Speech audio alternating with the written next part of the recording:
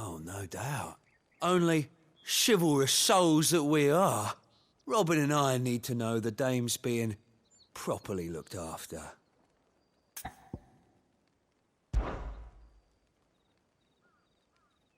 Fine, if it'll put your mind at ease.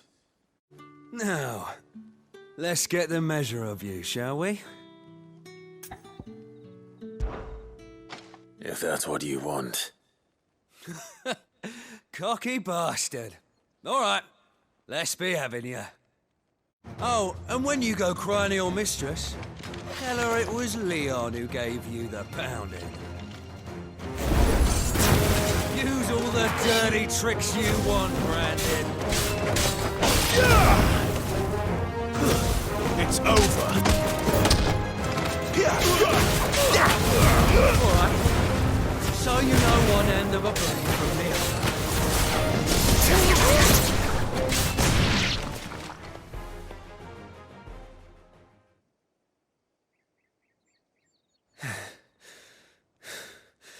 Fuck me. For those of you that don't know, I'm a huge Final Fantasy fan. Like, don't get me wrong. I was all about BioWare for a certain point. And then as of lately, all about Atlas, all about Shin Megami, all about Persona. But I always want like a Final Fantasy game to win. I always want a Final Fantasy game to do really well. And, it's very different than how it was when I first got into Final Fantasy. That's the truth of the matter. Needless to say, when I saw the trailer for Final Fantasy 16 a couple of years back, I was hyped for it. There's no way around it. I was hyped for it. I thought it was taking kind of like a darker, bloodier tone, and I was all in. I was down for that. But I am also self-aware, and you just have to acknowledge that Final Fantasy is in a different space than it was way back in the day. And yeah, it's great to look back at the past, but you also have to accept where things are right now. I really look forward to breaking this game down. I think this is going to be a lot of fun. But if you're new here, I cover gaming news. I cover anime news. I do reviews on both. And also, if you've been watching the channel recently, you notice I do cover a lot of anime conventions. So if any of that sounds remotely intriguing to you, please consider subscribing. Now with that out of the way, let's jump right into my review on Final Fantasy 16.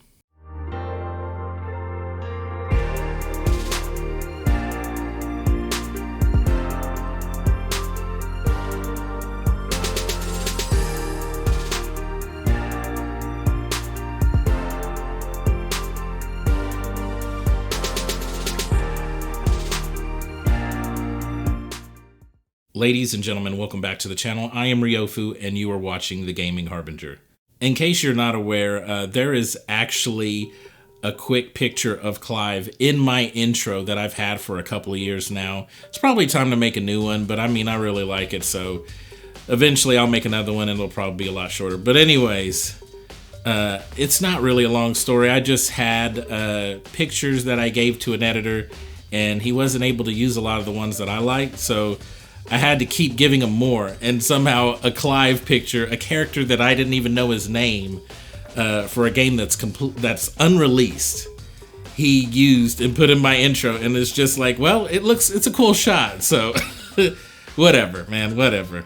So looking back to when Final Fantasy 16 was first introduced to us, you could tell there was a tonal difference as opposed to what Final Fantasy 15 was. And I'm just going to come out right and say it. I'm not going to pull any punches with this, but I wasn't really a fan of Final Fantasy 15, but I know that it was hugely successful. And I even have friends that it is their first Final Fantasy game. Can you imagine that? Their first Final Fantasy game. So I'm not here to trash or dunk on that. But, for me, it wasn't it. But I mean, I did play through it. I did get value and entertainment out of it. It's a pretty looking game. Let's keep it real. For the time, it looked beautiful. But gameplay wise, okay. But the story was where I hold all my, I don't want to say all my, but most of my criticism for a Final Fantasy game. And the story just didn't do it for me. But you can tell with Final Fantasy 16, there's definitely a shift in tone and delivery of what story they want to convey. And this one is definitely darker, it's definitely bloodier. In fact, this is the first Final Fantasy game with a mature rating. And this is partly due to it being developed by the man behind Final Fantasy XIV: A Realm Reborn, Naoki Yoshida, aka Yoshi P. The story starts off with you controlling a prince named Clive. Clive definitely possesses powers, but was not chosen by the Phoenix. It appears that before the game even starts, Clive had to perform a series of tests to determine if he was Phoenix dominant, which unfortunately he did not pass. This was one of those situations where whichever son was the Phoenix dominant would be the one that gets the throne. And just to briefly explain some of this, bearers are the humans that can use magic without crystals. Dominants are more like a conduit for the icons. In some cases, dominants seem to outright turn into an icon. And icons are pretty much your summons in the game. So you've seen these in Final Fantasy games countless times, the Infrits, Shivas, the Bahamets. You get the idea. Anyways, back to the story. So Clive appears to not be chosen by the Phoenix, which means all the pressure falls on Clive's little brother, Joshua. It is believed that the Phoenix has chosen him despite him being a very ill child. It's clear at this point that the father thinks fondly of Clive and believes that he will make a fine soldier. The complete opposite can be said for his mother, whom seems to only cherish Joshua. But pretty early on, these dynamics change, and Clive is forced to fend for himself with no one in his corner, at least for a little while. Clive's home is attacked and he is enslaved by the Imperial Army for 13 years. He is royalty that is forced into the hard, cruel world that was once alien to him. This makes Clive a very dynamic character. You see this individual going through all these drastic life changes, but underneath it all, he is a good person. It makes it very hard to not like Clive. During this time period, Clive is battle-worn and much more mature. He eventually meets Sid, a non-branded dominant, and his childhood friend Jill. They assist Clive as he tries to understand the attack on his home and his purpose in life. I might have spoiled a tiny bit at the beginning, but I feel like I left a lot of the details out. The story definitely shifts and adds a bit more lore and complexity to the different kingdoms in the world. Some people have described this Final Fantasy XVI as being very Game of Thrones-esque. And here's the thing with that. I even believe Yoshi P stated he was very inspired by Game of Thrones, which is cool. I'm okay with him saying that, because it's probably true. However, I don't know. I think people are just throwing Game of Thrones around the terminology just loosely and thinking because this Final Fantasy is a little grittier, a little bloodier, and has Brit voice actors that means, oh, it's like Game of Thrones. I'm not saying that this doesn't exist in this game, but I feel like in Game of Thrones, the level of intertwining and countless characters and multiple subsections of kingdoms, plotting machinations and stuff like that. I don't think that's what's happening in Final Fantasy XVI, or at least to the level of Game of Thrones. So I feel like people are just throwing it around loosely because they hear British voices and it's kind of bloody and it's medieval. And it's like, okay, well, I mean, I think Game of Thrones was much more than that. But what we do have is a competent main character that has been through hell and back, which still makes this an interesting tale. He was royalty, but throughout his story, he gets a taste of the commoner experience. I will say they did a good job of convincing us Clive is a good person before and after his life changed. To be fair, the whole Fallen from Grace story isn't a new concept, so this isn't a very original story or character arc, but it doesn't have to be, it just has to be good. I would personally prefer a peasant story over a Fallen from Grace, Rising from the Ashes tale, but that's just me. However, what we do have here is still very intriguing. Father will have you whipped for this! Bearers aren't supposed to win, they never win! What is this? Your father said you were being attacked. You're not supposed to talk. Stop looking at me like that, we were only having fun. Having fun? Why are you still speaking? Father will hear of this! Murderer. All of our friends are dead because of you. Do you hear me? They used us as bait. Bait to lure you out of your stinking hole, all because you couldn't just let things be. What are you even doing here? We never asked to be saved. Did you think we'd thank you? They'll never forgive us. We're all marked now. Throughout this game, they really push the whole bearer/magic user slave ideology. And it's not like it's a bad concept or idea or it's presented in a way that's half-baked. I mean, the reality is that, again, you've seen these story concepts before where there's a subsection of people that are treated unjustly. And throughout the story, Clive has to put up with this stuff. I mean, this is something that you're going to see throughout the game. You're going to see it through side quests. You're going to see it through the little kids banter back and forth. It's everywhere. I guess we should talk about that now. Side quests, they start off like pretty, very linear and not very exciting. Like, deliver these 4 people food and then come and collect your reward. But I promise you, once you get a little further into the game, these side quests will get a lot more interesting. You just have to tough it out. But for the time being, you know, they're going to start off really, really basic, and over time they'll get a lot more interesting. And just like I was saying with the start of the side quests, this game is extremely linear. Shocker, I know. I am of the camp that doesn't mind this one bit. I am mainly here for the story, and the story definitely delivers. I will say the voice acting is spot on. Whether you're hearing kids saying mean and hateful things, or if it's Clive and Sid talking to one another, it's all good stuff. Very high quality voice acting. I can't say enough about that. It's important to bring up the graphics and performance of this game because I feel like Square always wants Final Fantasy games to be a powerhouse. They want the game that showcases the power of whatever hardware it's on. The game is very beautiful. I think it's very clear that the game was designed to be a 30 frames per second experience. I'm okay with playing this at a stable 30 frames per second. The performance mode currently can drag the resolution all the way down to 720p, which is wild. The music is exceptional. I love the updated jingle that plays when you finish a boss fight. Man, that choir just sounds so epic. It makes you feel like you just defeated the mountain from Game of Thrones. And hey, since y'all brought it up, I'm gonna bring it up speaking of Game of Thrones.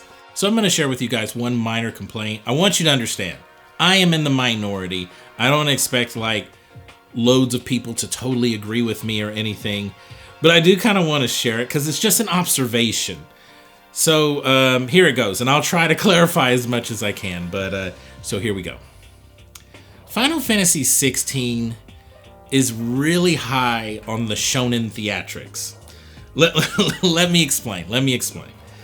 So I have this thing. And trust me, this is not like, it's not just an anime thing. It can happen in other stuff, but this is more prevalent in anime, okay? But it's very, very shonen-esque, where you have a character and then all of a sudden he's fighting, he gets his ass whooped, and then all of a sudden power up, you know? Flames everywhere, shit's crazy. And then he's fighting, he gets knocked over a couple times and now more flames fucking everywhere. It's crazy, man. And it's like, okay, like, what was the point of the first one? I'm just saying. Like, of course, I know I'm being a little old and crotchety, and I've just been watching anime for so long now, like 27 plus years. So I don't find that as exciting or interesting. It just kind of seems really derivative to me. You know, like you got to power up 4 times, really, over and over and over. It's like, then it just loses its effect. It loses its value to me. It just seems pointless, which I guess that's why, I mean, if you watch the channel, you'll see, like, don't get me wrong.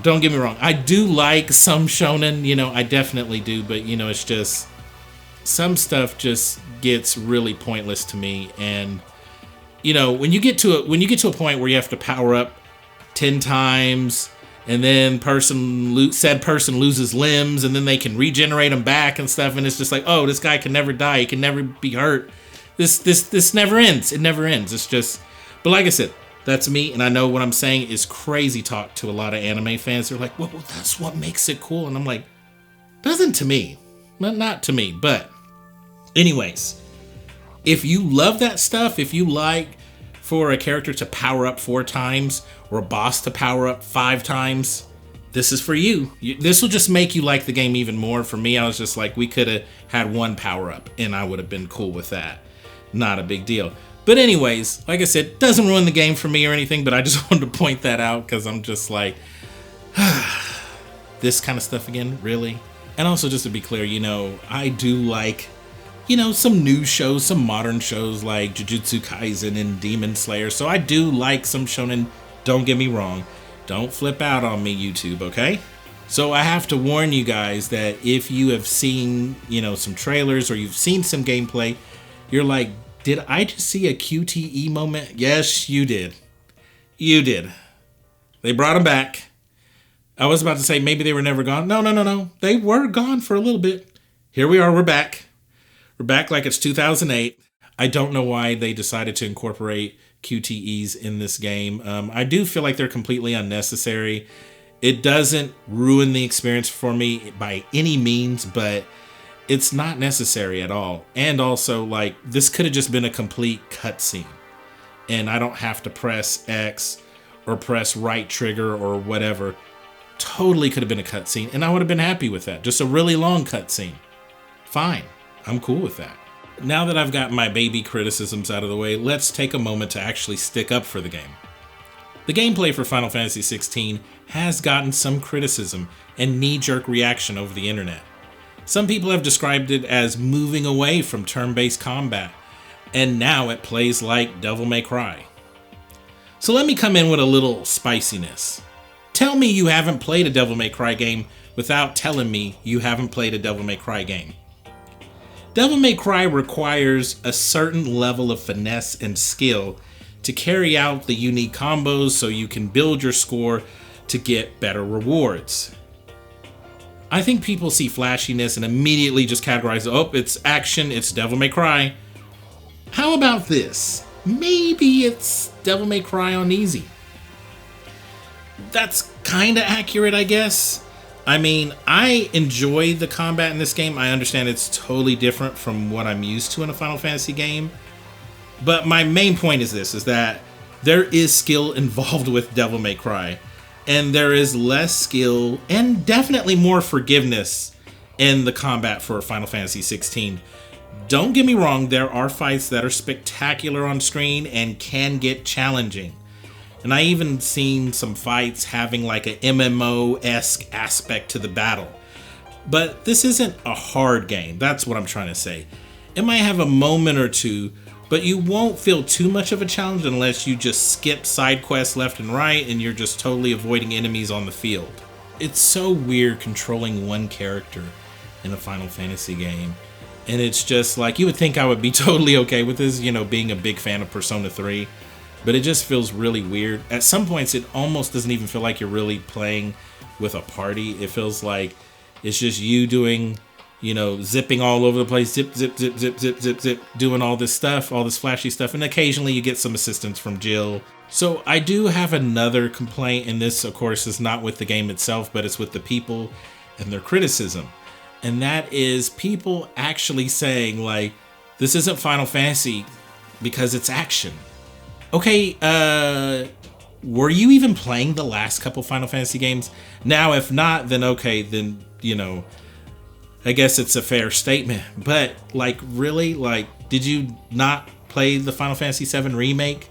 Did you not play Final Fantasy 15? Like, they've been heading on this trajectory for a while. They didn't blindside us with this. Like, they've been heading this direction for a while. So it's so weird to me that people are kind of freaking out over this. Like, oh, well, I don't want to play it because, you know, they need to go back to turn-based. Like, why weren't you saying this with the Final Fantasy VII Remake? Why weren't you saying this with Final Fantasy 15? It's so weird to me. People are strange. I don't know. I don't get it. And by the way, I'm saying this as someone, like I said, I started playing Final Fantasy in the early 90s. So it's like, I totally get it. It's very different. you gotta let go of that stuff, man. Like, it's different people, a different team. Like, you gotta let go. You gotta move on. Things do not stay the same. In conclusion, the game has some incredible set pieces, solid storytelling, solid voice acting, over-the-top action, phenomenal music, and amazing visuals. So what do I think overall? I think it's a very strong entry in the Final Fantasy series, but it didn't hypnotize me the way the last 3 Persona games have. I thought about Persona 3, 4, and 5 way after completing them. Even Persona 5, I was genuinely sad that the game was over. I was talking to Joker on my TV telling him, bro, you don't have to leave, man. You don't have to leave. You know, you got a baddie, you got a cute girl. Hey, and it's like you got some cool friends.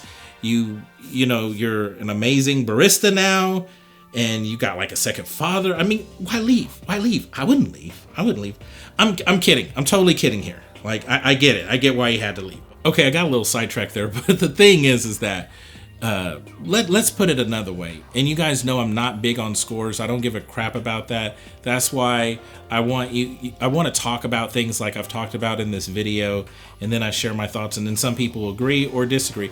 Even when I was talking about the silly stuff with like shonen stuff, like that's still me describing an aspect of the game, even if people don't agree with how I'm advertising it, which is fine, you know what I mean? But it's me talking about what I got out of those sequences. And then people can take from that what they will. They will agree or they'll disagree.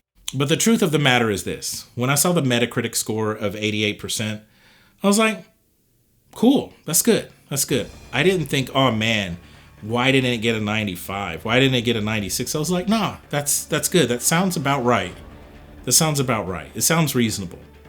Like, it didn't mesmerize me, but I thought, man, this is a solid entry. Like, so many things are done right. It's a super polished game. And I think, Square deserves their dues when it comes to that, because they did their thing with this one. I'm very pleased with it. I'm very happy with the game, how it turned out. Ladies and gentlemen, that's going to do it for me. Please let me know where you stand down in the comments section. And it's okay if you disagree with me on the multitude of things I've brought up throughout this review. But I know that I got a little off the rails in certain sections. But the truth of the matter is this, that for the most part, I enjoyed this game. Had a great time. Happy with just a lot of things with the game, how it was done. But maybe it just didn't have that star factor, that thing to just take me over the top, to just really wow me. But I would say, no, it's a good game. It's a good game, and I couldn't be happier. I'm definitely happier with this game than I was Final Fantasy 15. I mean, that's me being honest. Like, very pleased with this. Very pleased. And also, I have to be one of those people, like, I like Sid. I like Jill. What is there not to like about Jill? Just saying. Hey. But anyways, that's the video. I hope you enjoyed it. Thank you for watching till the very end, and I'll see you next time.